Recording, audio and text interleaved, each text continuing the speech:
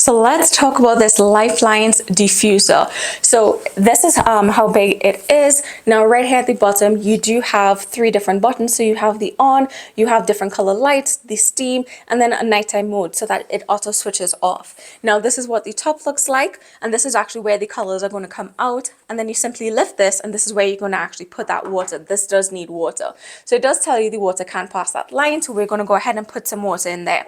It does come with one sort of citrus calm fragrance, so you have this, and then additionally you can go ahead and buy a whole set of other fragrances if you wanted to. So it does have so many different options and fragrances that you can use. Now once we go ahead and plug it in and fill that water, what you're going to want to do is inside of this area with the water, you're going to go ahead and take this. Now the way to actually get this out is actually to hold it upside down and press. So a few drops and you will be able to have this going on for quite some time, and it's going to smell really good. Now we have it plugged in, so I'm going to go ahead and turn it on.